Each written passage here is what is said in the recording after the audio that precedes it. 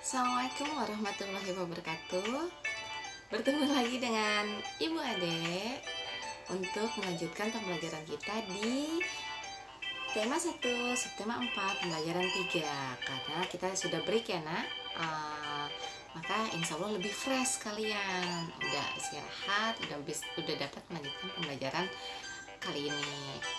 Tadi sebelumnya kita sudah mempelajari tentang tunas dan biji, maka selanjutnya kita insya Allah akan mempelajari tentang bagian dari tumbuhan yang lainnya. Sudah siap anak-anak soli? Mari kita mulai dengan membaca basmalah. Bismillahirrahmanirrahim.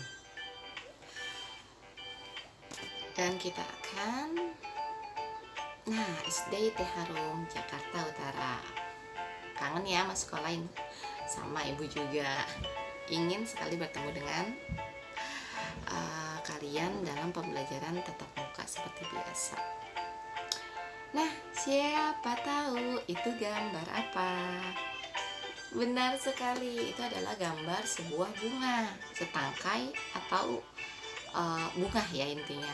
Yang sebelah kiri adalah bunga tulip, sebelah kanan adalah bunga sakura. Indah ya, karena kalau menurut istilah bunga itu menjadi simbol sebuah keindahan, karena memang bunga itu menampilkan ragam-ragam dengan keindahannya masing-masing. Tentu saja karena yang menciptakan itu semua adalah yang maha menyukai keindahan, yaitu Allah Subhanahu wa Ta'ala. Allah adalah yang maha indah dan Allah menyukai semua keindahan. Jadi wajar kita sebagai makhluknya pun menyukai keindahan tersebut. Lalu Allah ciptakan sesuatu yang sangat-sangat indah. Salah satunya adalah bunga. Kita mengenal bunga adalah salah satu yang ada pada tumbuhan, ya nak, kita pernah melihat bunga, entah itu bunga mawar, bunga melati, atau bunga yang lainnya. Ini ibu hanya menampilkan 2 jenis bunga saja. Insya Allah kalian sudah paham kalau itu bunga. Berikutnya adalah, ternyata bunga pun memiliki bagian-bagian dari bunga itu sendiri. Ada mahkota. Mahkota itu yang biasa kita kayak ujung awalnya ya, seperti setiap bunga itu memiliki mahkota yang berada yang paling terlihat dari bagian bunga lainnya, karena bagiannya di luar dan biasanya paling besar. Lalu ada kepala sari, benang sari, kepala putik, tangkai putik, kelopak, bakal biji, dasar bunga, dan tangkai bunga. Ternyata dari satu bunga memiliki banyak bagian-bagiannya. Ada mahkota, kepala sari, benang sari, kepala putik, tangkai putik, kelopak, bakal biji, dasar bunga, dan tangkai bunga. Untuk sementara ini kita hanya melihat bunga dari luar saja, mungkin bunga, tapi ternyata setelah misalnya kita belah, ternyata banyak bagian-bagian bunga yang belum kita ketahui. Maka dari itu, untuk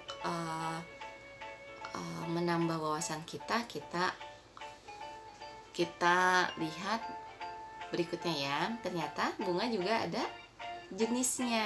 Jenis bunga yang pertama adalah bunga lengkap, yang kedua adalah bunga tidak lengkap. Kenapa dikatakan bunga lengkap? Karena memiliki 1 kelopak bunga, 2 mahkota bunga, 3 benang sari atau kelamin jantan, yang keempat adalah putik, yaitu kelamin betina pada bunga. Jadi ternyata bunga lengkap itu memiliki 2 jenis kelamin, yaitu jantan dan betina pada 1 bunga. Contoh bunga lengkap adalah bunga anggrek, bunga mawar, bunga tulip, bunga matahari, dan masih banyak yang lainnya. Untuk bunga tidak lengkap dikatakan karena tidak memiliki salah satu bagian yang ada pada bunga lengkap. Misalnya tidak punya putik atau kelamin betinanya, cuma ada kelopak bunga, mahkota bunga, dan benang sari atau kelamin jantannya. Satu tidak dimiliki maka dikatakan bunga tidak lengkap, ya. Satu saja tidak dimiliki oleh bunga tersebut maka dikatakan bunga tidak lengkap. Apa contohnya bunga tidak lengkap? Bunga kelapa, bunga jagung, bunga rambutan, bunga dari buah salak, dan masih ada contoh-contoh bunga tidak lengkap lainnya. Bisa dipahami jenis bunga ada bunga lengkap dan bunga tidak lengkap. Ternyata ada lagi loh. Nah, jenis bunga berdasarkan dari benang sari. Apa sih benang sari itu? Ternyata dari jenis kelaminnya, yaitu bunga sempurna dan bunga tidak sempurna. Bunga sempurna memiliki dua jenis kelamin pada satu bunga. Bunga sempurna memiliki dua jenis kelamin pada bunga itu sendiri. Yang pertama adalah benang sari, itu kelamin jantan pada bunga. Yang kedua adalah putik, yaitu kelamin betina pada bunga. Memiliki dua sel kelamin pada satu bunga. Dan bunga tidak sempurna itu hanya memiliki satu sel kelamin pada satu bunga. Hanya memiliki satu sel kelamin pada satu bunga. Anak-anak hebat bisa memahaminya insya Allah ya nak. Kalau kalian untuk mengetahui lebih dalam, kalian bisa misalnya membedah bunga. Ambil bunga lalu ya bedah, apakah sama, apakah ada bagian-bagian yang sudah kita bahas ini dalam bunga-bunga tersebut. Silahkan dicoba ya anak-anak hebat di rumah. Jangan lupa didampingi oleh orang tuanya insya Allah. Nah, siapa sih yang tidak suka bunga dan keindahannya? Bahkan laki-laki pun, anak laki-laki pun kalau melihat taman seperti yang ada di layar itu pasti sangat suka ya. Entah itu laki-laki ataupun perempuan, tapi biasanya perempuan lebih suka. Terlihat lebih sejuk, asri, dan lebih indah. Di sini ternyata ada lagunya ya nak. Lagu Kebunku, kalian tentu sudah tahu. Karena ini lagu dari zaman TK ya, sudah, atau dari sebelum sekolah bahkan kita mengenalnya. Kita bisa nyanyi sama-sama yuk, anak Soli dan Soliha. Bisa ya, insya Allah sudah paham, sudah hafal, sudah tahu juga lagunya.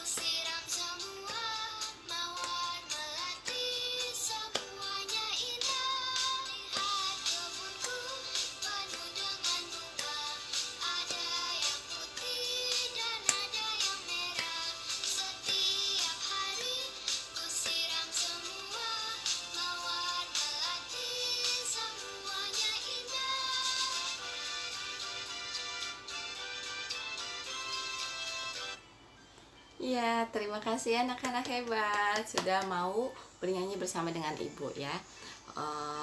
Lagunya ceria, lalu menceritakan tentang sebuah keindahan taman atau kebun. Siapa yang punya taman atau kebun di halaman rumahnya? Kalau belum, kita kayaknya wajib mencoba untuk menanam sebuah tumbuhan ya, agar rumah kita lebih sejuk, lebih asri, dan uh, lebih indah tentunya, insya Allah ya. Untuk anak-anak hebat, dari kebun-kebun itu ternyata ada banyak sekali bunga. Kita bisa lihat ya. Dapatkah kalian menghitungnya? Bisa? Ya.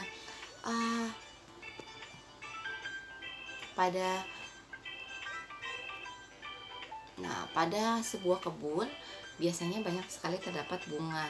Kalian bisa bantu dari sebuah cerita yang ada di buku tematik yang kita miliki.